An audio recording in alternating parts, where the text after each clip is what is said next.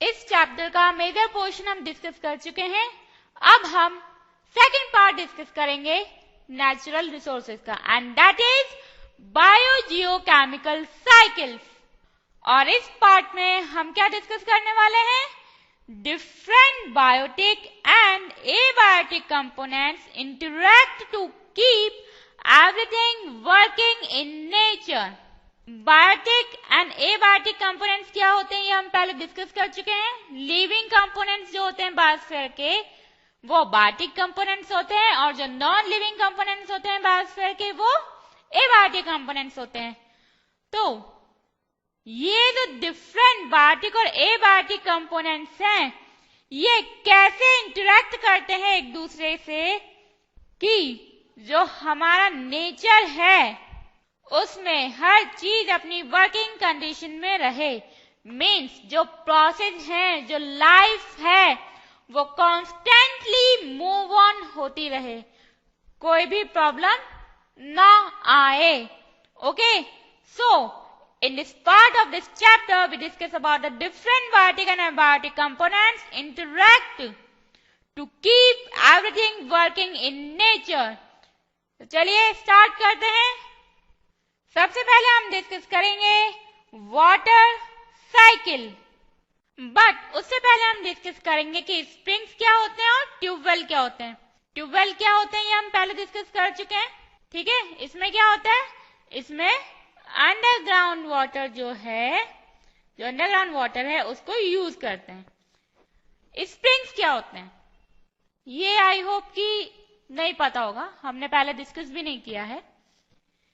इस डायग्राम में, इस फोटो में ये जो चीज दिखाई दे रही है, ये जो प्रोसेस दिखाई दे रहा है, ये क्या है? ये है स्प्रिंग्स। स्प्रिंग्स में क्या होता है? जो अंडरग्राउंड वाटर है वो बाहर आता है और अर्थ सरफेस पे स्प्रेड होता है। बट दोनों में डिफरेंस क्या है? इसे तो हम आर्टिफिशियली कर रहे हैं, विद मशीन्स कर रहे हैं, आर्टिफिशियली कर रहे हैं। बट ये जो प्रोसेस होता है, ये जो स्प्रिंग्स का प्रोसेस है, ये होता है नेचुरल, ये नेचुरल प्रोसेस है। ओके, लेकिन दोनों में कॉमन चीज क्या है? दोनों में कॉमन क्या है? Both brings underground water to earth surface. दोनों ही केस में, स्प्रिंग के केस में और ट्यूबवेल के केस में, अंडरग्राउंड वाटर अर्थ सरफेस पे आ रहा है, चाहे वो नेचुरली आए चाहे artificially, but underground water earth surface पे आ रहा है। राइट, आया समझ में कि स्प्रिंग्स क्या होते हैं और ट्यूबवेल्स क्या होते हैं। अब फाइनली हम डिस्कस करेंगे अबाउट वाटर साइकिल। क्या होती है वाटर साइकिल? हमारी अर्थ पे क्या प्रेजेंट है? लैंड और वाटर ओशियंस की फॉर्म में। और हम ये डिस्कस कर चुके हैं ड्यूरिंग डे टाइम जितनी भी ये वाटर बॉडीज होती हैं, ओशियंस होते हैं, ये हीटअप होते हैं और वाटर वेपर्स फॉर्म करते हैं। और ये जो प्रोसेस है ये तब से चला आ रहा है जब से हमारी अर्थ बनी है। तो इतने टाइम से डेली सनलाइट आती है, daily water bodies oceans heat up होते हैं, डेली वाटर वेपर्स में कन्वर्ट होते हैं। तो इट मीन्स अब तक तो जितना भी वाटर है ओशियंस में वो ड्राई अप हो जाना चाहिए था, बट ऐसा नहीं होता, क्योंकि जो चीज इतने सालों में नहीं हुई वो आगे क्या होगी।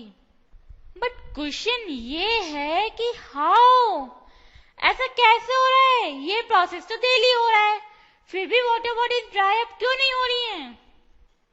इसीलिए हम डिस्कस कर रहे हैं वाटर साइकिल। यही जानने के लिए हम डिस्कस कर रहे हैं वाटर साइकिल। समझने की कोशिश कीजिए।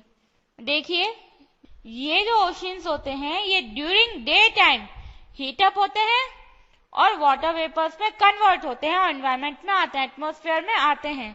बट जो लैंड है उस पे जो प्लांट्स और एनिमल्स प्रेजेंट हैं वो भी थोड़ा थोड़ा कंट्रीब्यूट करते हैं वाटर वेपर्स के फॉर्मेशन में। ये हम डिस्कस कर चुके हैं किसमें?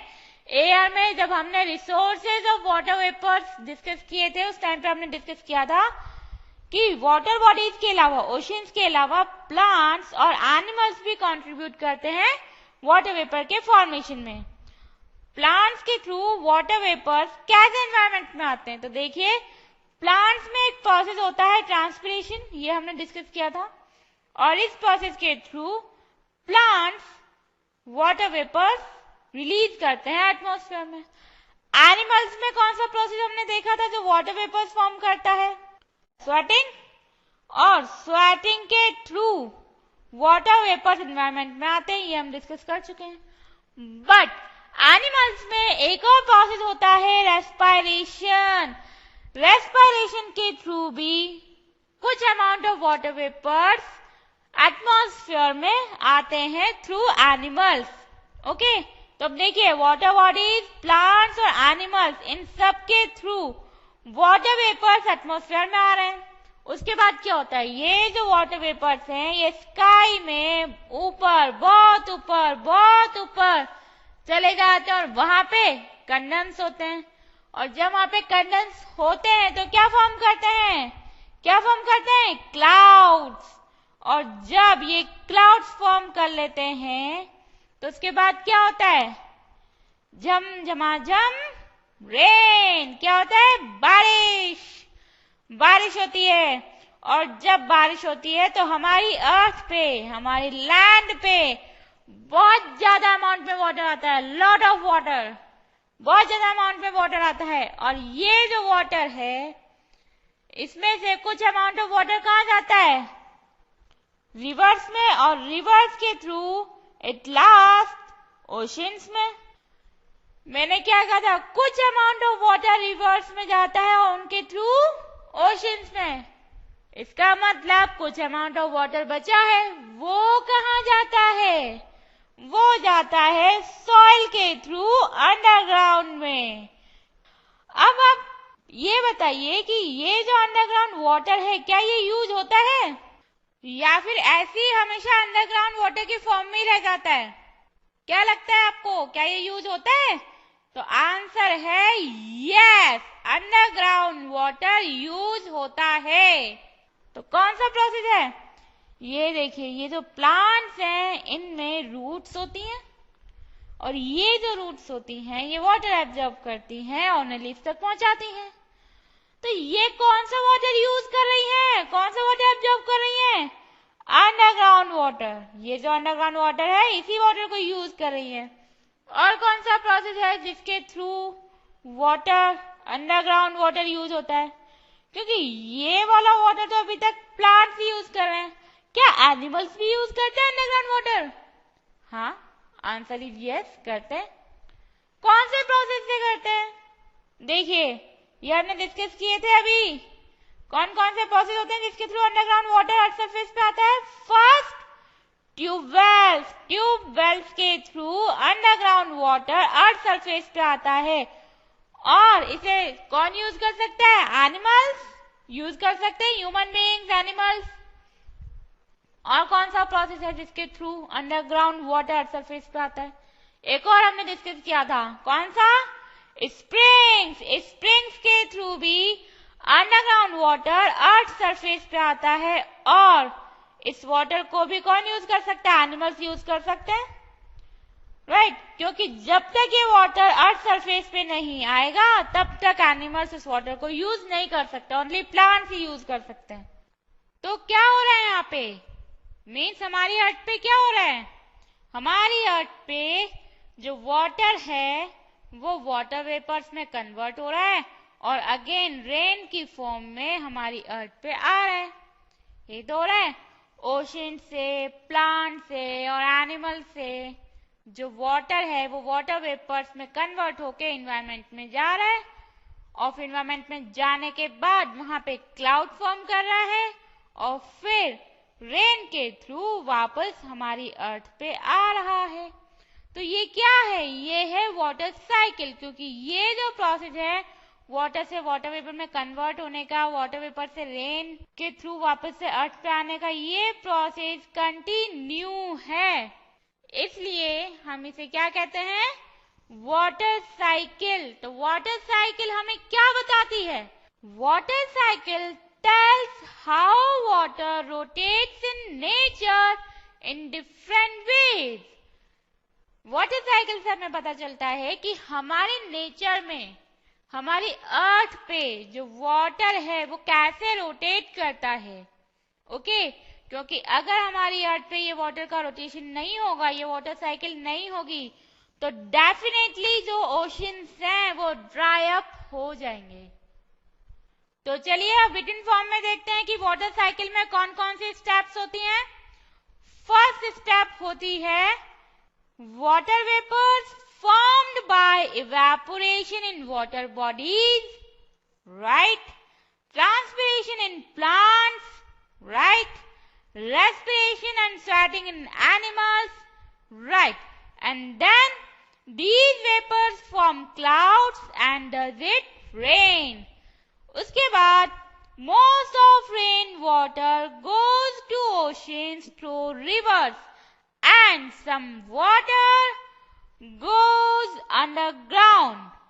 Then underground water comes out through tube wells, springs and absorption by plants. कौन कौन से स्टेप्स होती हैं वाटर साइकिल में? सबसे पहले तो जो वाटर वेपर्स हैं वो फॉर्म होते हैं कौन कौन से प्रोसेस के through? By evaporation, by transpiration and by respiration and sweating. उसके बाद ये जो वेपर्स हैं ये क्लाउड फॉर्म करते हैं और जब क्लाउड फॉर्म हो जाते हैं तो उसके बाद क्या होता है? Rain. Then most of the rain water, earth पे जो बहुत ज्यादा वाटर आता है, बारिश का जो बहुत सारा पानी आता है, उसमें से काफी सारा वाटर ओशियंस में जाता है। किसके थ्रू? रिवर्स के थ्रू। और कुछ अमाउंट ऑफ वाटर अंडरग्राउंड हो जाता है, अंडरग्राउंड में चला जाता है थ्रू सॉइल। उसके बाद ये जो अंडरग्राउंड वाटर है ये वापस से अर्थ सरफेस पे आता है और कौन कौन से प्रोसेस के थ्रू आता है? Through tube wells, through springs and absorption by plants. तो ये थे कुछ स्टेप्स जो वाटर साइकिल में होते हैं, मेजर स्टेप्स। फाइनली अब आपको वाटर साइकिल क्या होती है पता चल गया होगा, समझ में आ गया होगा। इजी है, इंटरेस्टिंग है। और अच्छे से समझने के लिए, बिल्कुल एकदम अच्छे से याद करने के लिए, ये वीडियो कंप्लीट देखने के बाद आप एक बार इस डायग्राम को भी देखिएगा, वीडियो पॉज करके, और फिर नोट आउट कीजिएगा कि इसके अंदर क्या हो रहा है। डरने की जरूरत नहीं है, ये वाटर साइकिल ही है। क्या है? वाटर साइकिल ही है। इसके अंदर भी वही हो रहा है, वाटर वेपर में कन्वर्ट हो रहा है और फिर रेन के थ्रू अगेन अर्थ पे आ रहा है। कुछ नया नहीं है, सेम वही प्रोसेस है। ओके, तो आप थोड़ी देर के लिए वीडियो पॉज कीजिए और इसे नोट आउट कीजिए कि इसके अंदर क्या हो रहा है, फाइंड आउट कीजिए। बट उससे पहले मैं आपको यहाँ पे एक चीज बता देती हूँ, बहुत इंटरेस्टिंग है। देखिए, हमने डिस्कस किया है कि जब रेन वाटर अर्थ पे आता है तो most of the rain water reverse के थ्रू फ्लो होके कहाँ जाता है? ओशंस में जाता है। रिवर्स के थ्रू फ्लो होके कहाँ जाता है? ओशंस में जाता है। और हमें पता है कि हमारी सॉइल में बहुत सारे न्यूट्रिएंट्स प्रेजेंट होते हैं, बहुत सारा न्यूट्रिशन होता है। तो उसमें से कुछ न्यूट्रिएंट्स जो हैं वो वाटर में डिजॉल्व हो जाते हैं, रेन वाटर में डिजॉल्व हो जाते हैं और फाइनली ये भी ओशंस में चले जाते हैं। और जब ये न्यूट्रिएंट्स रिवर के थ्रू ओशंस में चले जाते हैं तो ये यूजलेस नहीं होते, यूजफुल ही रहते हैं, क्योंकि ये न्यूट्रिएंट्स उसके बाद कौन यूज करता है? Aquatic animals. कौन यूज करता है? Aquatic animals. तो हम यहाँ पे क्या लिख सकते हैं? When water flows in rivers, it collects nutrients from land and these nutrients reach sea and are used by aquatic animals. Okay? और इसी के साथ कंप्लीट हुई हमारी वाटर साइकिल।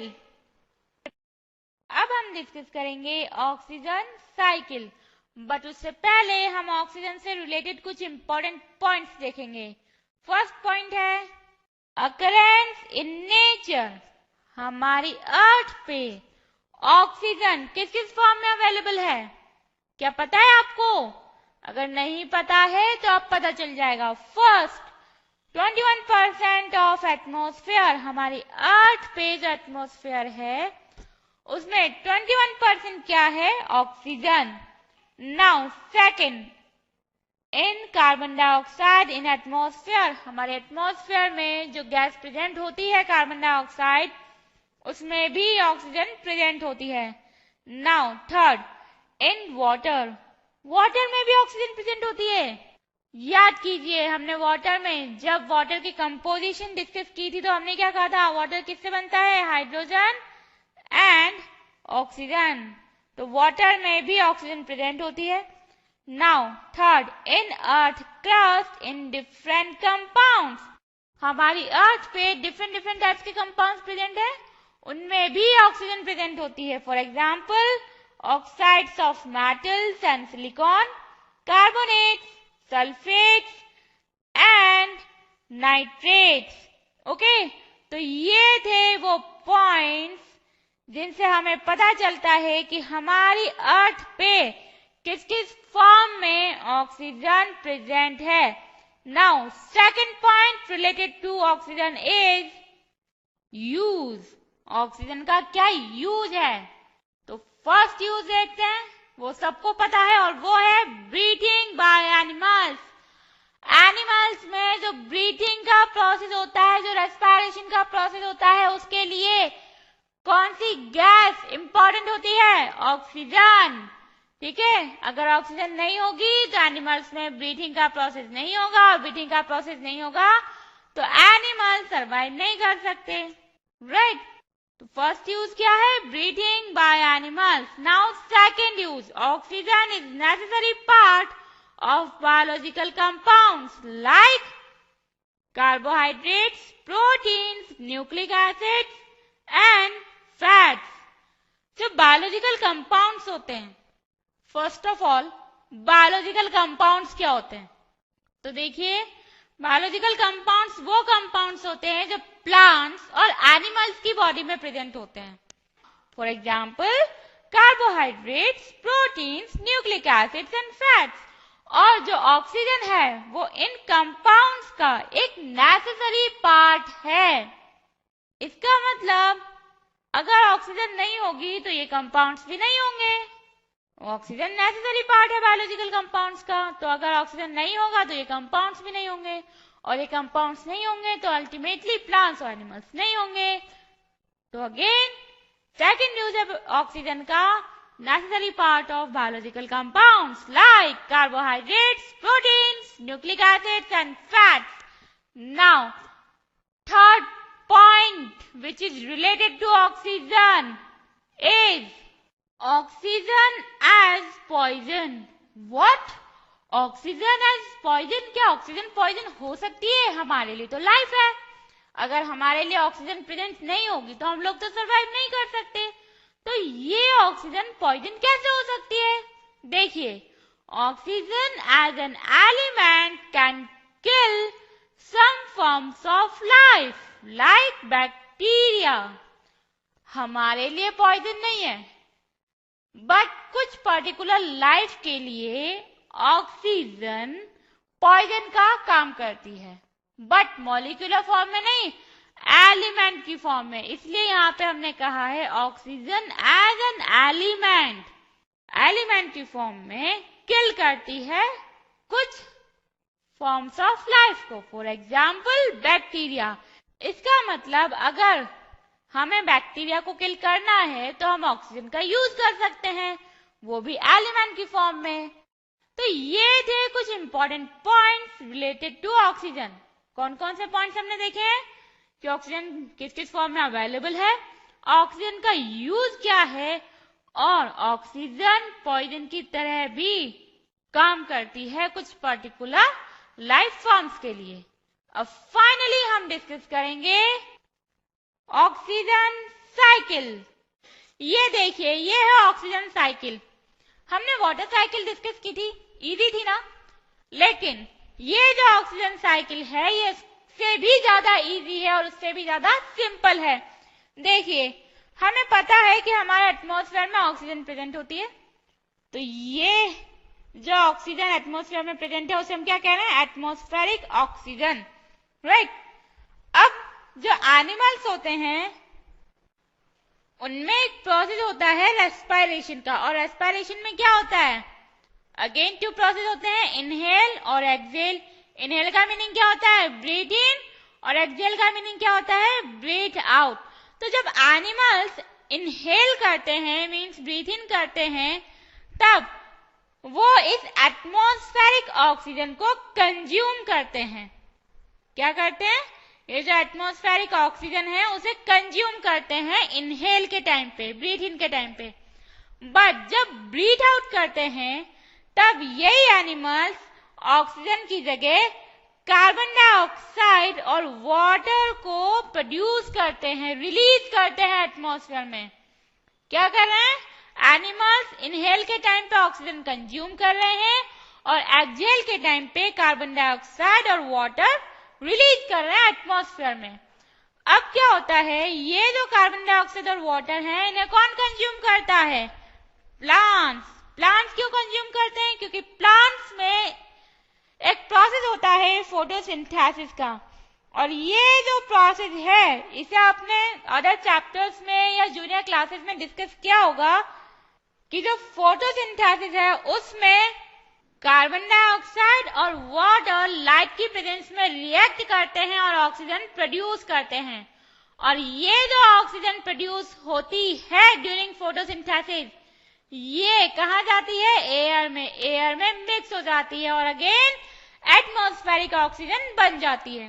तो क्या हो रहा है इस प्रोसेस में? एटमॉस्फेरिक ऑक्सीजन कंज्यूम की एनिमल्स ने फिर कार्बन डाइऑक्साइड और वाटर प्रोड्यूस किया, और प्लांट्स ने कार्बन डाइऑक्साइड और वाटर को यूज करके वापस से एटमॉस्फेरिक ऑक्सीजन प्रोड्यूस की। हुआ क्लियर? तो क्या हो रहा है यहाँ पे? ऑक्सीजन साइकिल हो रही है। बट ये ऑक्सीजन साइकिल थोड़ी सी इनकम्प्लीट है। कैसे? देखिए, जब फोटोसिंथेसिस होता है तो उसमें क्या होता है? कार्बन डाइऑक्साइड और वाटर रिएक्ट करते हैं लाइट की प्रेजेंस में, और एक तो ऑक्सीजन प्रोड्यूस करते हैं और एक ये ऑर्गेनिक मॉलिक्यूल प्रोड्यूस करते हैं। और ये जो ऑर्गेनिक मॉलिक्यूल है इसका नाम क्या होता है? ग्लूकोज। क्या होता है? ग्लूकोज। काफी जाना पहचाना नाम है, ग्लूकोज, राइट? तो ये जो ग्लूकोज है ये प्लांट्स में, जो प्लांट्स होते हैं उनमें स्टोर हो जाता है, स्टोर इन प्लांट्स। उसके बाद क्या होता है? ये जो एनिमल्स हैं ये इन प्लांट्स को क्या करते हैं? खा जाते हैं। Animals eat plants. और उसके बाद क्या होता है? जब एनिमल्स प्लांट्स को ईट करते हैं, खा जाते हैं, तो ये जो ग्लूकोज है ये कहाँ पहुंच जाता है? एनिमल्स की बॉडी में, प्लांट्स की बॉडी से एनिमल्स की बॉडी में। तो अब इस चीज को यहाँ पे ऐड कर दें। ये देखिए, कर दिया ऐड, और हो गई हमारी ऑक्सीजन साइकिल कंप्लीट। क्या होता है ऑक्सीजन साइकिल में? Finally atmospheric oxygen animals consume करते हैं, उसके बाद ब्रीथ आउट के टाइम पे कार्बन डाइऑक्साइड और वाटर प्रोड्यूस करते हैं, और फिर ये जो कार्बन डाइऑक्साइड और वाटर हैं इन्हें प्लांट्स कंज्यूम करते हैं ड्यूरिंग फोटोसिंथेसिस। फोटोसिंथेसिस प्रोसेस में जो प्लांट्स होते हैं वो कार्बन डाइऑक्साइड और वाटर को कंज्यूम करते हैं और क्या प्रोड्यूस करते हैं? एटमॉस्फेरिक ऑक्सीजन और ऑर्गेनिक मॉलिक्यूल, जिसका नाम क्या होता है? ग्लूकोज। और फिर एनिमल्स एटमॉस्फेरिक ऑक्सीजन तो कंज्यूम करते ही हैं, साथ में ये प्लांट्स को भी ईट करते हैं, और प्लांट्स को जब खाते हैं तो प्लांट्स के थ्रू ये जो ग्लूकोज है ये कहाँ जाता है? अगेन एनिमल्स में, और फिर से वही प्रोसेस कंटिन्यू होता है। फिर से एनिमल्स में ब्रीथ इन होती है, ऑक्सीजन कंज्यूम होती है, कार्बन डाइऑक्साइड प्रोड्यूस होती है, वाटर प्रोड्यूस होता है, फिर अगेन प्लांट्स में फोटोसिंथेसिस होता है, अगेन एटमॉस्फेरिक ऑक्सीजन और ऑर्गेनिक मॉलिक्यूल ग्लूकोज प्रोड्यूस होता है, फिर से एनिमल्स इन्हें कंज्यूम करते हैं। क्या हो रहा है यहाँ पे? ये प्रोसेस कंटिन्यूएशन में चलता जा रहा है, चलता जा रहा है, चलता जा रहा है, इसका कहीं पे भी कोई एंड नहीं है। तो चलिए देखते हैं अब ऑक्सीजन साइकिल में कौन कौन से स्टेप्स होती हैं। First, animals breathe in oxygen from atmosphere, then animals breathe out carbon dioxide and water, Then plants do photosynthesis and produce oxygen and glucose. And when animals eat plants, glucose goes into their body. सबसे पहले तो animals breathe इन करते हैं, oxygen consume करते हैं, फिर breathe out करते हैं और कार्बन डाइऑक्साइड और वाटर प्रोड्यूस करते हैं.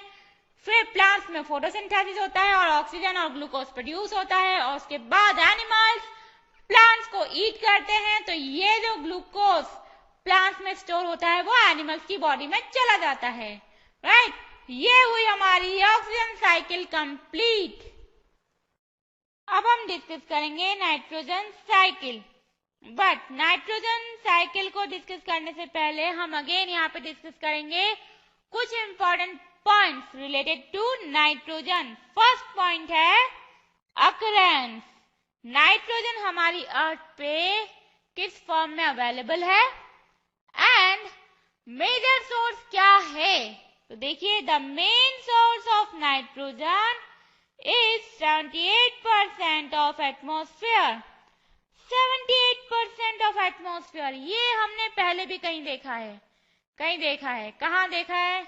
याद कीजिए, कंपोजिशन ऑफ एयर में हमने देखा था कि जो नाइट्रोजन है वो 78% पार्ट है एटमॉस्फेयर का. राइट, और यही पार्ट मेन सोर्स है हमारी अर्थ पे नाइट्रोजन का. तो हम क्या कह सकते हैं? The main source of nitrogen is 78% of atmosphere. Now, second point related to nitrogen is use. Nitrogen का क्या यूज है? तो देखिए, nitrogen is important part of proteins, vitamins, nucleic acids like DNA and RNA. And these compounds are important for life. ये जो compounds हैं, proteins, vitamins, nucleic acid, ये हमारी लाइफ के लिए बहुत ही इंपॉर्टेंट है. क्योंकि अगर हमारी बॉडी में कोई भी प्रॉब्लम होती है या कोई डिजीज होती है और हम डॉक्टर के पास जाते हैं तो डॉक्टर हमसे क्या कहता है कि आपकी बॉडी में प्रोटीन्स की डेफिशिएंसी है, विटामिन्स की डेफिशिएंसी है. फिर वो उसके लिए मेडिसिन लिख के देता है कि आप ये खाओ तो आपके अंदर प्रोटीन्स और विटामिन्स की जो डेफिशिएंसी है वो खत्म हो जाएगी और आप सही हो जाओगे. यही तो होता है. तो हम क्या कह सकते हैं? ये जो प्रोटीन्स हैं, विटामिन्स हैं, न्यूक्लिक एसिड्स हैं, ये हमारी लाइफ के लिए बहुत इंपॉर्टेंट है. क्योंकि अगर ये नहीं होंगे तो हमें हमारे सर्वाइवल में प्रॉब्लम आएगी. राइट, अब ये हमारे लिए इंपॉर्टेंट है, लेकिन प्रोटीन्स, विटामिन्स, न्यूक्लिक एसिड के लिए क्या इंपॉर्टेंट है? नाइट्रोजन. अगर नाइट्रोजन नहीं होगी तो ये नहीं होंगे और ये नहीं होंगे तो हमारी लाइफ नहीं होगी. तो देखो, हमारी लाइफ के लिए तो ये कंपलसरी है, प्रोटीन्स, विटामिन और न्यूक्लिक एसिड, लेकिन इनकी लाइफ के लिए नाइट्रोजन कंपलसरी है. तो अल्टीमेटली हमारी लाइफ के लिए क्या कंपलसरी है? नाइट्रोजन. क्योंकि नाइट्रोजन एज सच तो हम यूज नहीं करते, एज इट इज यूज नहीं करते, लेकिन जो इसके कंपाउंड्स हैं वो हमारे लिए इंपॉर्टेंट है, इसलिए नाइट्रोजन भी हमारे लिए इंपॉर्टेंट है. Now second use, nitrogen is important part of compounds like urea and alkaloids. Nitrogen urea और एल्कलॉइड्स का भी एक इंपॉर्टेंट पार्ट होती है. ये जो यूरिया एंड एल्कलॉइड्स हैं इनके भी कुछ इंपॉर्टेंट यूज होते हैं और जो मोस्ट कॉमन यूज है यूरिया एंड एल्कलॉइड्स का वो है they are use in agriculture. इनके अलावा और भी यूज होते हैं तो हम यहाँ लिख सकते हैं ETC. Urea and alkaloids used in agriculture and etc.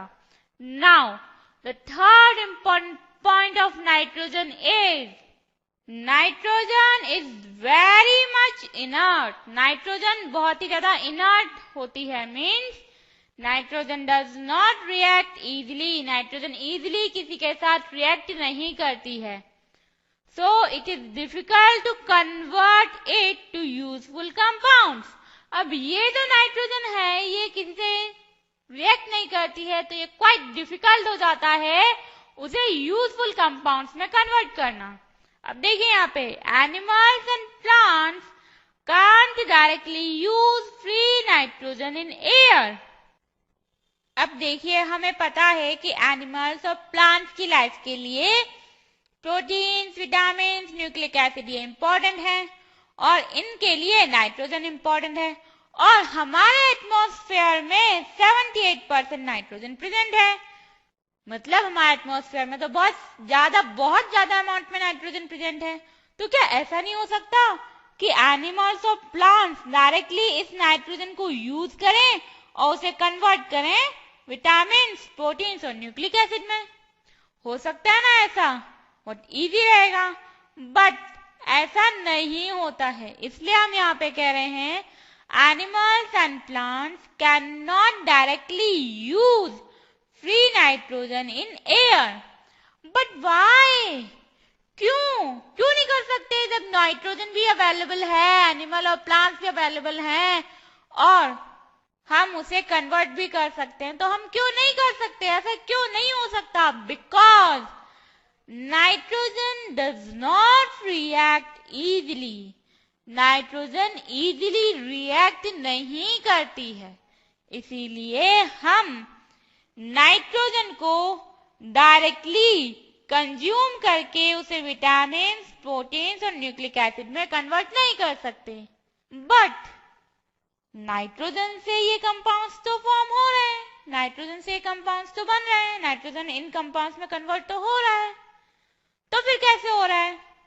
तो बच्चों, नाइट्रोजन से ये कंपाउंड्स बनने में बहुत सारे डिफरेंट प्रोसेस, बहुत सारे कॉम्प्लिकेटेड प्रोसेस इन्वॉल्व होते हैं, डिफरेंट प्रोसेस इन्वॉल्व होते हैं। और ये जो प्रोसेस हैं जो नाइट्रोजन को कन्वर्ट करते हैं डिफरेंट कंपाउंड्स में, इन्हीं प्रोसेस को हम डिस्कस करेंगे नाइट्रोजन साइकिल में। ओके, तो ये हुए हमारे important points related to nitrogen. और फाइनली हम डिस्कस करेंगे नाइट्रोजन साइकिल। नाइट्रोजन से रिलेटेड जो इंपॉर्टेंट पॉइंट्स हमने डिस्कस किए थे, उसमें हमने देखा था कि ये जो नाइट्रोजन है ये बहुत ही इनर्ट होती है, इजीली किसी के साथ रिएक्ट नहीं करती है। और प्लांट्स और एनिमल्स एटमॉस्फेयर में जो नाइट्रोजन प्रेजेंट है उसको डायरेक्टली कंज्यूम नहीं कर सकते हैं। इवन देन प्लांट्स और एनिमल्स में नाइट्रोजन कंपाउंड्स प्रेजेंट है। हाउ? कैसे? जब नाइट्रोजन इनर्ट है, ये इजिली किसी के साथ रिएक्ट नहीं कर रही है, प्लांट्स और एनिमल्स एटमॉस्फेयर में जो नाइट्रोजन है उसको यूज नहीं कर सकते, तो फिर प्लांट्स और एनिमल्स में नाइट्रोजन कंपाउंड्स कैसे आ रहे हैं? ऐसा कौन सा प्रोसेस हो रहा है जिसकी वजह से नाइट्रोजन कंपाउंड्स प्लांट्स और एनिमल्स में प्रेजेंट हैं? तो इस प्रोसेस को समझने के लिए हम यहाँ पे एक छोटा सा एग्जाम्पल डिस्कस करेंगे। देखिए, सपोज कीजिए एक डायबिटिक पेशेंट है और वो डॉक्टर के पास गया और डॉक्टर ने उसे सजेस्ट किया कि वो बिटर गार्ड खाए। क्या खाए? करेला खाए। अब आप मुझे बताइए, करेला तो बहुत ज्यादा बिटर होता है, इसलिए इसका नाम भी बिटर गार्ड है। तो क्या हम इसे ऐसे ही कंज्यूम कर सकते हैं इजली? नहीं कर सकते। जब हम नहीं कर सकते तो डायबिटिक पेशेंट कैसे करेगा? लेकिन ये उसके लिए जरूरी भी है। तो हम अगर इस करेले की एक डिलीशियस डिश बना के उसको दे दें तो वो इजीली खा लेगा। सिमिलरली हमारे गॉड को भी पता है कि हम एटमॉस्फेरिक नाइट्रोजन को डायरेक्टली यूज नहीं कर सकते हैं और नाइट्रोजन हमारे सर्वाइवल के लिए बहुत इंपॉर्टेंट है। इसीलिए हमारे गॉड ने हमारे एनवायरनमेंट में कुछ ऐसी चीजें बनाई हैं जिनकी वजह से एटमॉस्फेरिक नाइट्रोजन ऐसे कंपाउंड्स में कन्वर्ट होती है जिन्हें हम इजीली कंज्यूम कर सकते हैं और फिर यूज कर सकते हैं। ओके, तो अब देखिए ये जो प्रोसेस है नाइट्रोजन से, एटमॉस्फेरिक नाइट्रोजन से नाइट्रेट्स में कन्वर्ट होने का, इस प्रोसेस को क्या कहते हैं? Nitrogen fixation. So what is nitrogen fixation? Nitrogen fixation is the conversion of atmospheric nitrogen to other compounds. Okay? अब हमने कहा था कि हमारे गॉड ने हमारे एनवायरनमेंट में कुछ ऐसी चीजें बनाई हैं जिनकी वजह से नाइट्रोजन फिक्सेशन होता है। तो क्या है वो चीजें जिनकी वजह से नाइट्रोजन फिक्सेशन हो रहा है? तो देखिए, nitrogen fixation is done by lightning and by nitrogen fixing bacteria. Lightning क्या होती है पता है सबको? जब बारिश होती है और आसमान में बिजली चमकती है उसे क्या कहते हैं? लाइटनिंग। अब लाइटनिंग से नाइट्रोजन फिक्सेशन होता है कैसे? देखिए, जब लाइटनिंग होती है तब नाइट्रोजन ऑक्सीजन और वाटर से रिएक्ट करती है। क्या होता है? जब लाइटनिंग होती है तब नाइट्रोजन ऑक्सीजन और वाटर के साथ रिएक्ट करती है और क्या बनाती है? नाइट्रोजन कंपाउंड्स लाइक अमोनियम और nitrates.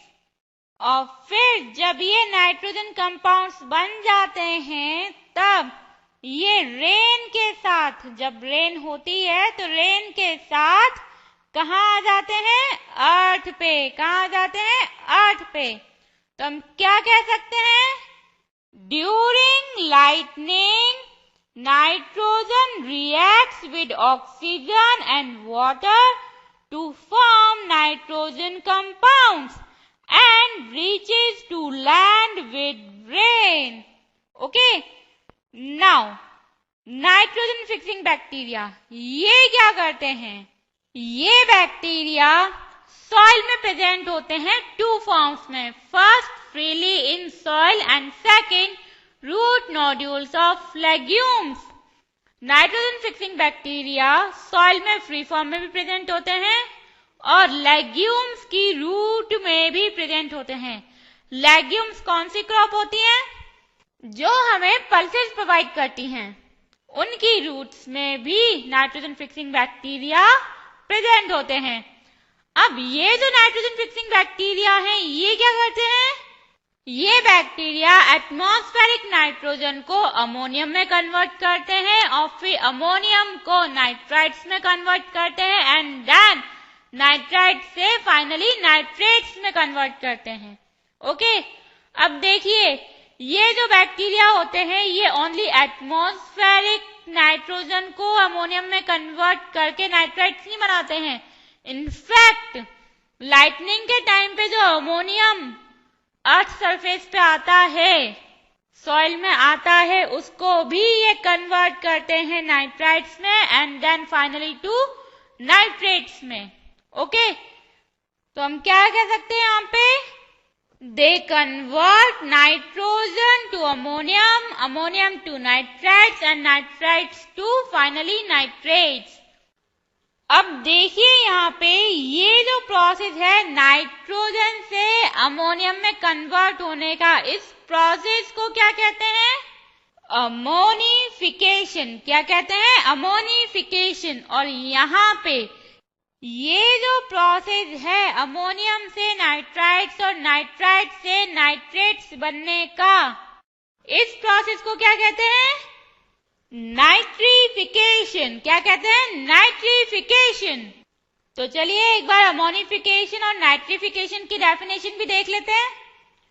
Ammonification is the conversion of atmospheric nitrogen to ammonium by nitrogen fixing bacteria, and nitrification is the process of conversion of ammonium to nitrites and then nitrates by nitrogen fixing bacteria. Okay. Finally अब हम देखेंगे कि nitrogen cycle आखिर होती क्या है। देखिए आपको स्क्रीन पे जो फोटो दिखाई दे रहा है इसे हम क्या कहते हैं? Nitrogen cycle. तो चलिए डिस्कस करते हैं कि नाइट्रोजन साइकिल में कौन कौन से प्रोसेस होते हैं। हमें पता है कि हमारे एटमॉस्फेयर में बहुत ज्यादा अमाउंट में नाइट्रोजन प्रेजेंट है और उसे हम डायरेक्टली यूज नहीं कर सकते, इसलिए नाइट्रोजन फिक्सेशन होता है। नाइट्रोजन फिक्सेशन होता है, ये हमने देखा था। और नाइट्रोजन फिक्सेशन क्या होता है? Conversion of atmospheric nitrogen to nitrogen compounds, right. अब देखिए नाइट्रोजन फिक्सेशन कैसे होता है? बाय टू प्रोसेस हमने देखा था, by lightning and by nitrogen fixing bacteria. Lightning को हम एटमॉस्फेरिक फिक्सेशन भी कहते हैं बिकॉज ये एटमॉस्फेयर में होता है, राइट। अब जब लाइटनिंग होती है तब क्या होता है? एटमॉस्फेयर में जो नाइट्रोजन प्रेजेंट है वो किसके साथ रिएक्ट करती है? ऑक्सीजन और वाटर के साथ रिएक्ट करती है और क्या फॉर्म करती है? नाइट्रेट्स एंड अमोनिया, जो रेन के थ्रू कहां आते हैं? अर्थ सरफेस पे, सॉइल में। और ये जो नाइट्रोजन फिक्सिंग बैक्टीरिया हैं ये क्या करते हैं? ये एटमॉस्फेरिक नाइट्रोजन को अमोनिया में कन्वर्ट करते हैं। क्या करते हैं? एटमॉस्फेरिक नाइट्रोजन को अमोनिया में कन्वर्ट करते हैं। और ये जो प्रोसेस है कौन सा? नाइट्रोजन से अमोनिया फॉर्म होने का, इस प्रोसेस को हम क्या कहते हैं? अमोनिफिकेशन। ये भी हमने डिस्कस किया था, अमोनिफिकेशन क्या होता है।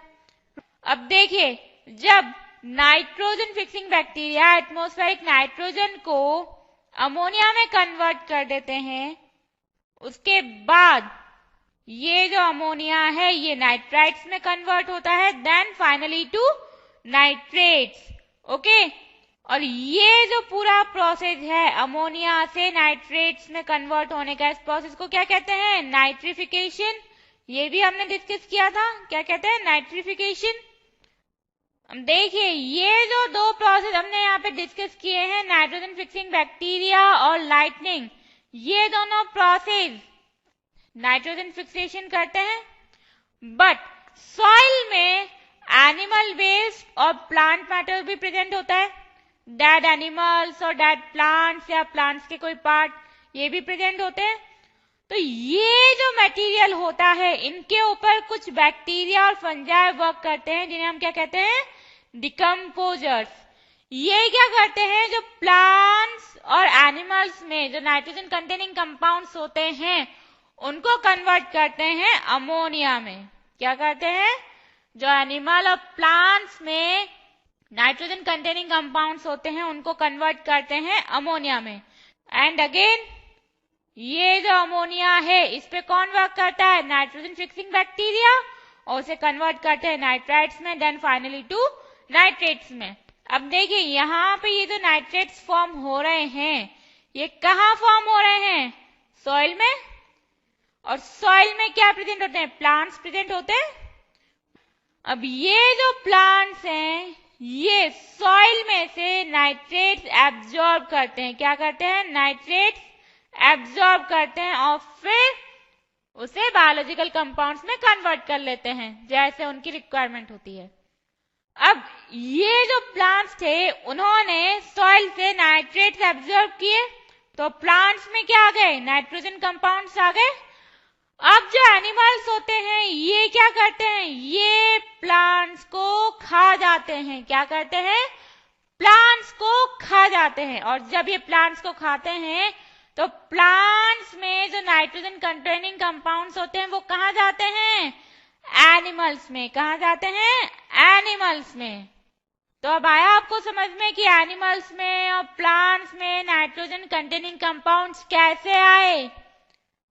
अब देखिए ये जो प्रोसेस अभी तक हमने यहाँ पे डिस्कस किए हैं इसमें क्या हो रहा है? नाइट्रोजन कंज्यूम हो रही है, नाइट्रोजन यूज हो रही है। तो इसका मतलब अगर ये प्रोसेस ऐसे ही चलता जाएगा तो एक दिन ऐसा आएगा कि जब हमारे एटमॉस्फेयर में नाइट्रोजन बिल्कुल फिनिश हो जाएगी और ये जो नाइट्रोजन साइकिल है उसका यहीं पे डी एंड हो जाएगा।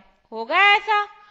बट ऐसा कभी नहीं होगा, बिकॉज गॉड ने जैसे हमारे एनवायरमेंट में लाइटनिंग और नाइट्रोजन फिक्सिंग बैक्टीरियाज बनाए हैं वैसे ही डिनाइट्रीफाइंग बैक्टीरिया भी बनाए हैं। और इनका क्या फंक्शन होता है?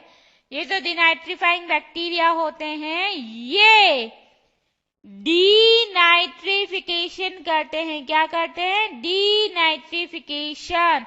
और ये जो प्रोसेस होता है डीनाइट्रिफिकेशन का, इसमें क्या होता है? कि ये जो डिनाइट्रीफाइंग बैक्टीरिया होते हैं ये नाइट्रेट्स पे एक्ट करते हैं और उसे एटमॉस्फेरिक नाइट्रोजन में कन्वर्ट करते हैं। ओके, तो देखिए इन सब प्रोसेस के through the atmospheric nitrogen consume हो रही है और इस प्रोसेस के थ्रू डीनाइट्रिफिकेशन के थ्रू जो नाइट्रोजन कंटेनिंग कंपाउंड्स हैं या जो नाइट्रेट्स हैं उनसे एटमॉस्फेरिक नाइट्रोजन फॉर्म हो रही है।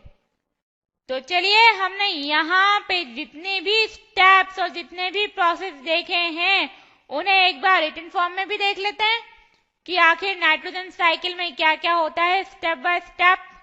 First step is nitrogen fixation. During lightning atmospheric nitrogen reacts with oxygen and water to form ammonia and nitrates.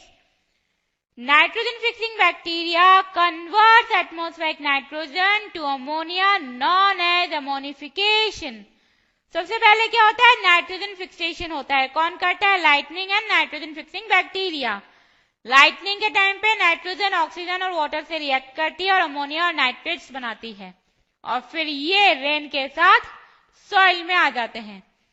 और नाइट्रोजन फिक्सिंग बैक्टीरिया क्या करते हैं? ये एटमॉस्फेरिक नाइट्रोजन को अमोनिया में कन्वर्ट करते हैं और इस प्रोसेस को क्या कहते हैं? Ammonification. Then decomposers acts on plants and animals matter and converts complex nitrogen containing compounds to ammonia. जो डिकम्पोजर्स होते हैं वो प्लांट्स और एनिमल्स के जो मैटर होते हैं, जो वेस्ट होते हैं, डेड डिकेइंग पार्ट होते हैं, उनके ऊपर एक्ट करते हैं और उनकी बॉडी में जो कॉम्प्लेक्स नाइट्रोजन कंटेनिंग कंपाउंड्स हैं उसे अमोनिया में कन्वर्ट करते हैं। उसके बाद क्या होता है? नाइट्रिफिकेशन। जो नाइट्रोजन फिक्सिंग बैक्टीरिया है वो कन्वर्ट करते हैं अमोनिया को नाइट्राइट्स में एंड देन टू नाइट्रेट्स। अब जब एटमॉस्फेरिक नाइट्रोजन नाइट्रेट्स में कन्वर्ट हो जाती है उसके बाद क्या होता है? Absorption. Plants absorb nitrates from soil, okay? And then animals eat plants, thus nitrogen compounds reaches to animals' body. Plants soil से absorb करते हैं नाइट्रेट्स को, तो प्लांट्स में नाइट्रोजन कंपाउंड्स हो जाते हैं और प्लांट्स को एनिमल्स खा जाते हैं तो एनिमल्स की बॉडी में भी ये नाइट्रोजन कंपाउंड्स पहुंच जाते हैं। उसके बाद जो हमने लास्ट स्टेप देखी थी वो क्या थी? डीनाइट्रिफिकेशन। इसमें क्या होता है? जो डीनाइट्रीफाइंग बैक्टीरिया होते हैं वो एक्ट करते हैं नाइट्रेट्स पे और उसे कन्वर्ट करते हैं एटमॉस्फेरिक नाइट्रोजन में और ये साइकिल कंटिन्यू रहती है। ओके, क्योंकि जितना नाइट्रोजन कंज्यूम हो रहा है उतनी ही नाइट्रोजन एटमॉस्फेयर में आ भी रही है, इसलिए नाइट्रोजन की कंसंट्रेशन कभी चेंज नहीं होती और ना ही नाइट्रोजन कभी एटमॉस्फेयर में खत्म होगी। ये हुई हमारी नाइट्रोजन साइकिल कंप्लीट। फाइनली अब हम डिस्कस करेंगे हमारी last cycle and that is carbon cycle. But again carbon cycle discuss करने से पहले हम यहां भी सबसे पहले क्या डिस्कस करेंगे? Important points related to carbon. तो चलिए स्टार्ट करते हैं। First important point, occurrence. हमारी अर्थ पे कार्बन किस किस फॉर्म में अवेलेबल है? तो देखिए, carbon on our earth is available as diamonds and graphites, carbon dioxide in atmosphere, many minerals contain carbonates and hydrogen carbonate salts. And these carbonates contain carbon and at last coal and petroleum. हमारी earth पे carbon in different forms में available है, diamonds और graphite की form में। Second, हमारे atmosphere में जो एक गैस प्रेजेंट होती है कार्बन डाइऑक्साइड, उसमें भी क्या होता है? कार्बन। देन बहुत सारे मिनरल्स होते हैं जिनमें कार्बोनेट्स और हाइड्रोजन कार्बोनेट साल्ट्स प्रेजेंट होते हैं और ये जो कार्बोनेट्स हैं इनमें क्या होता है? कार्बन। एंड एट लास्ट ये जो कोल एंड पेट्रोलियम है इनमें भी क्या होता है? कार्बन। अब एक बात बताइए, ये कोल एंड पेट्रोलियम कैसे बनते हैं? क्या आपके पास आंसर है? नहीं है? तो चलिए मैं आपको बताती हूँ हाउ कोल वाज फॉर्म। कोल कैसे बना? बहुत टाइम पहले, बहुत मिलियंस ऑफ इयर्स एगो, बहुत सालों पहले जो हमारी अर्थ पे प्लांट्स थे वो किसी ना किसी वजह से डेड हो गए। और जब ये प्लांट्स डेड हो गए तो ये अर्थ में डीप चले गए, अंदर चले गए। दे गॉट बरीड अंडर अर्थ। और फिर जब ये अर्थ में डीप चले गए तो जैसे जैसे टाइम पास होता गया, टाइम निकलता गया, बहुत टाइम के बाद ये जो डेड प्लांट्स हैं इनसे क्या बना? कोल। और आज हम क्या करते हैं? हम हमारी अर्थ को डिग करते हैं और अंदर से ये जो कोल है इसे बाहर निकालते हैं और यूज करते हैं। यही तो करते हैं। तो आया समझ में कि कोल कैसे बना? सिमिलर पैटर्न में पेट्रोलियम भी बना।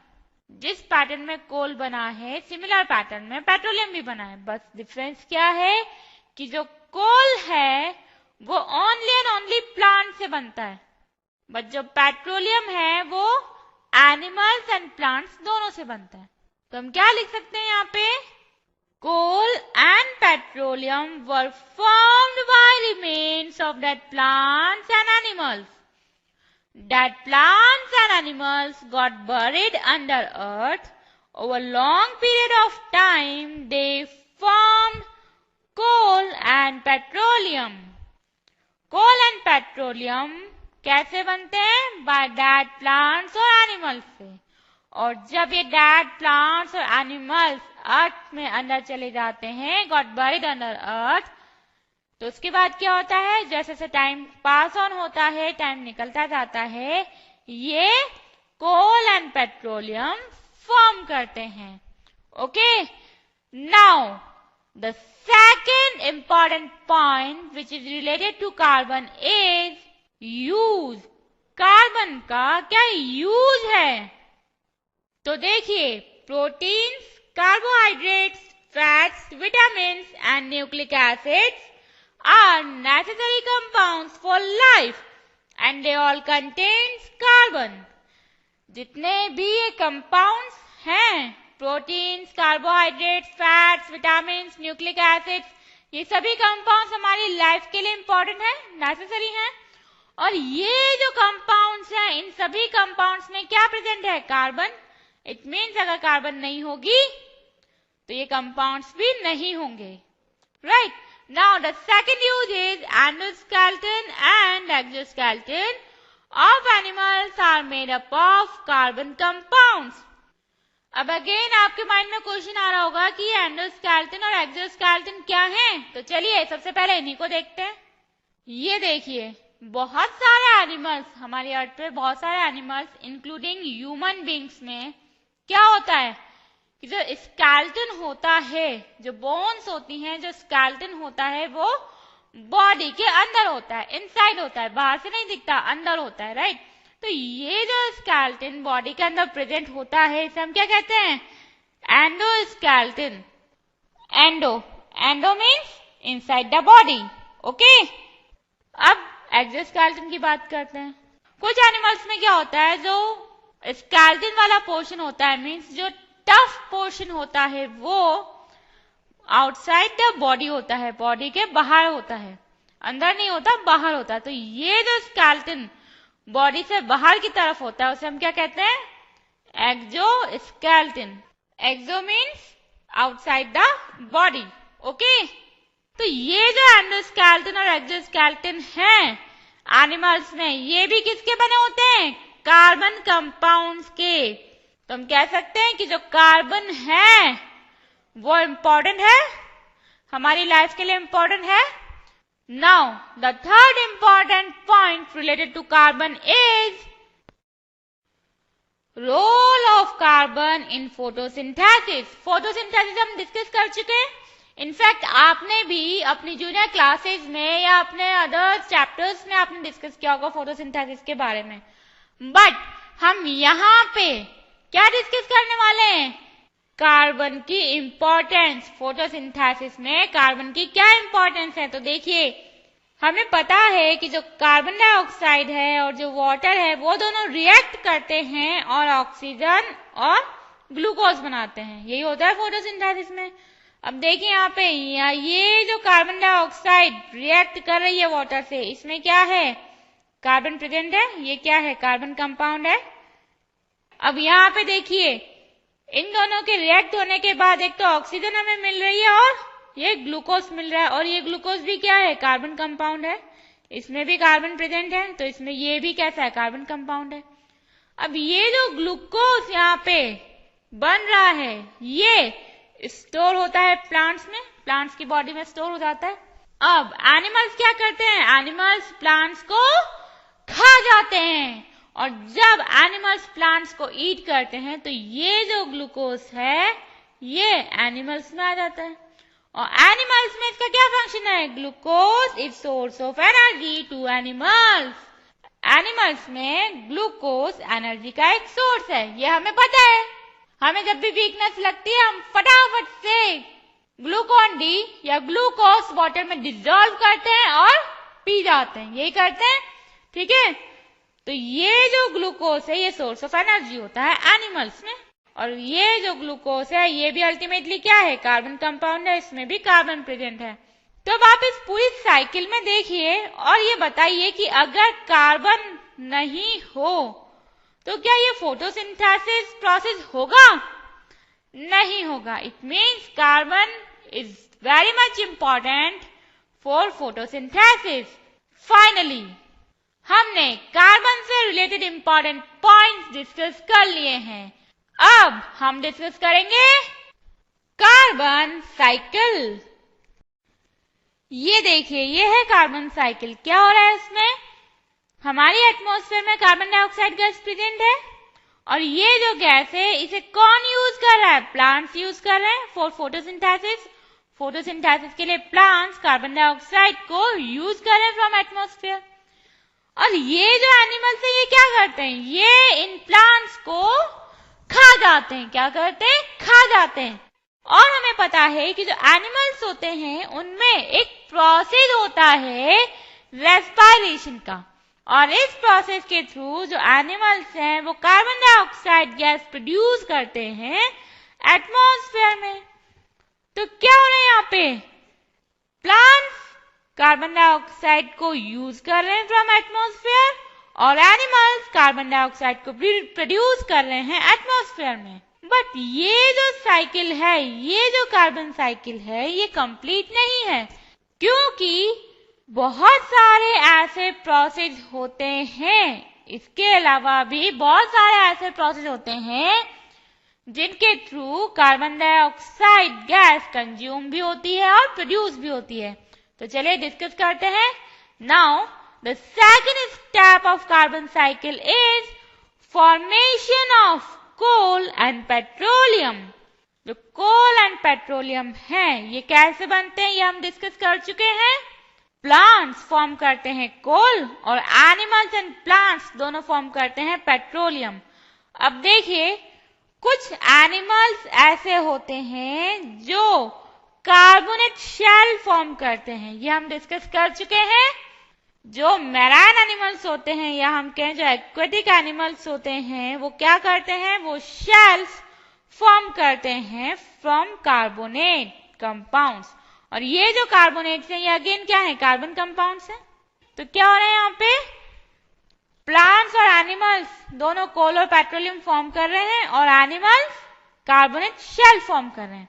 अब देखिए हमारे एटमॉस्फेयर में हम क्या करते हैं कि जो पेट्रोलियम है और जो कोल है हम उसे बर्न करते हैं किसी भी यूज के लिए, चाहे हाउस पर्पज के लिए या फिर इंडस्ट्रियल पर्पज के लिए। हम पेट्रोलियम और कोल को बर्न करते हैं तो क्या होता है, कार्बन डाइऑक्साइड प्रोड्यूस होती है। क्या होता है, कार्बन डाइऑक्साइड प्रोड्यूस होती है। इनफैक्ट अगर हम प्लांट्स मीन्स वुड को भी बर्न करें, किसे, वुड को भी बर्न करें तो क्या प्रोड्यूस होता है, कार्बन डाइऑक्साइड। तो कौन कौन से प्रोसेस के थ्रू कार्बन डाइऑक्साइड एटमॉस्फेयर में आ रही है, by respiration and by burning of coal, petroleum and wood. ये तो मेजर पोर्शन है कार्बन साइकिल का, बट इसके अलावा भी एक स्मॉल पार्ट होता है कार्बन साइकिल का, और वो क्या है?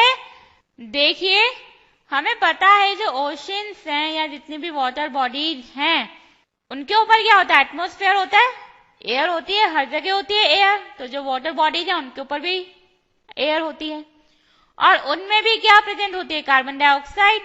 तो ये जो कार्बन डाइऑक्साइड एटमॉस्फेयर में प्रेजेंट है, ये वाटर में डिजॉल्व हो जाती है। क्या होती है?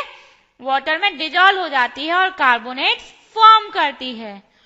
और ये जो कार्बोनेट्स हैं ये एट लास्ट क्या फॉर्म करते हैं? लाइमस्टोन्स। क्या फॉर्म करते हैं? लाइमस्टोन्स। तो हम क्या कह सकते हैं यहाँ पे? Carbon dioxide dissolve in water to form carbonates and these carbonates at last form limestones. तो ये हुई हमारी कंप्लीट कार्बन साइकिल। अब हम कार्बन साइकिल में ये जितने भी स्टेप्स हैं इनको रिटन फॉर्म में डिस्कस करते हैं। फर्स्ट पॉइंट है CO2 is removed from atmosphere by plants during photosynthesis। यहाँ पे आपको समझने में प्रॉब्लम नहीं आएगी, क्योंकि साइकिल जो है, जो कार्बन साइकिल है, वो इजीली विजिबल है आपको बैकग्राउंड में।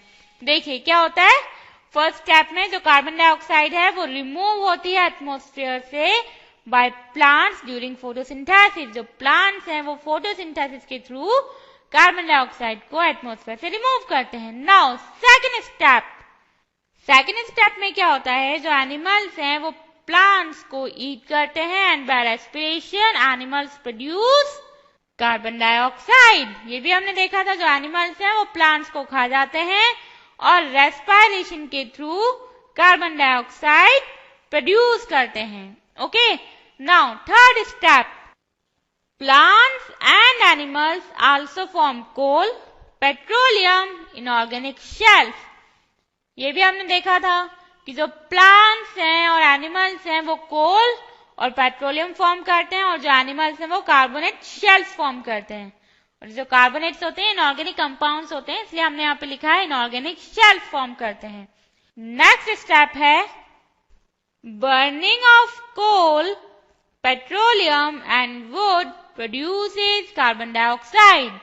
ये भी हमने देखा था कि जो पेट्रोलियम है और जो कोल है एंड जो वुड है, अगर हम उसे बर्न करते हैं तो कार्बन डाइऑक्साइड गैस प्रोड्यूस होती है। Then the last step is carbon dioxide dissolves in water and forms rocks. जो कार्बन डाइऑक्साइड है वो वाटर में डिसॉल्व होती है और कार्बोनेट्स बनाती है एंड फाइनली रॉक्स बनाती है या लाइमस्टोन बनाती है। तो ये थी वो स्टेप्स जो कार्बन साइकिल में होती हैं। सबसे पहले तो प्लांट्स फोटोसिंथेसिस के थ्रू कार्बन डाइऑक्साइड को कंज्यूम करते हैं और एनिमल्स रेस्पिरेशन के थ्रू कार्बन डाइऑक्साइड को प्रोड्यूस करते हैं। देन हमने देखा था कि जो प्लांट्स और एनिमल्स हैं वो कोल, पेट्रोलियम और इनऑर्गेनिक शेल्स भी फॉर्म करते हैं, और जब हम कोल और पेट्रोलियम और वुड को बर्न करते हैं तो कार्बन डाइऑक्साइड गैस प्रोड्यूस होती है। और सबसे लास्ट में हमने देखा था कि जो कार्बन डाइऑक्साइड है वो वाटर में डिसॉल्व होती है और रॉक्स फॉर्म करती है। लेकिन ये जो पूरी कार्बन साइकिल है ये लास्ट 100 to 200 ईयर से डिस्टर्ब हो गई है। मीन्स जो कार्बन साइकिल है वो प्रॉपरली वर्क नहीं कर रही है, इसमें थोड़ी गड़बड़ हो गई है। क्यों? क्योंकि जो ह्यूमन बीइंग्स हैं वो पेट्रोलियम और कोल का बहुत ज्यादा अमाउंट में यूज कर रहे हैं। जो हम ह्यूमन बीइंग्स हैं हम क्या कर रहे हैं, कोल और पेट्रोलियम को बहुत ज्यादा अमाउंट में यूज कर रहे हैं, बहुत ज्यादा अमाउंट में बर्न कर रहे हैं। तो उसकी वजह से क्या हो रहा है, जो कार्बन डाइऑक्साइड है वो एटमॉस्फेयर में इंक्रीज होता जा रहा है। तो हम क्या लिख सकते हैं यहाँ पे, due to excessive burning of coal and petroleum by humans, amount of carbon dioxide in atmosphere has increased. Coal and petroleum की एक्सेसिव बर्निंग की वजह से जो कार्बन डाइऑक्साइड का अमाउंट है एटमॉस्फेयर में वो इंक्रीज हो रहा है। बट हम कोल और पेट्रोलियम की एक्सेसिव बर्निंग कर कहाँ रहे हैं, तो देखिए इंडस्ट्रीज में, कहाँ पे? इंडस्ट्रीज में, हाउसेज में, जो हाउस हैं हम अपने घर पे भी कोल को काफी अमाउंट में बर्न करते हैं। एंड इन व्हीकल्स, हम जब व्हीकल्स यूज करते हैं तो हम क्या बर्न कर रहे हैं? पेट्रोलियम बर्न कर रहे हैं। हम पेट्रोलियम को बर्न कर रहे हैं बहुत ज्यादा अमाउंट में। तो ये जो डिफरेंट डिफरेंट पर्पज के लिए हम कोल एंड पेट्रोलियम बहुत ज्यादा अमाउंट में यूज कर रहे हैं, इनकी वजह से कार्बन डाइऑक्साइड का अमाउंट हमारे एटमॉस्फेयर में इंक्रीज हो रहा है। ये हुई हमारी कार्बन साइकिल कंप्लीट। अगर आपको यह वीडियो अच्छा लगा हो तो कृपया इसे लाइक करें। डेली ऐसे ही वीडियो देखने के लिए चैनल को सब्सक्राइब करना ना भूलें और बेल आइकन दबाना भी ना भूलें, ताकि आपको नए वीडियो की जानकारी तुरंत मिलती रहे। और अगर आपको लगता है कि आपके दोस्तों को भी इससे फायदा हो सकता है तो उनके साथ भी शेयर करें।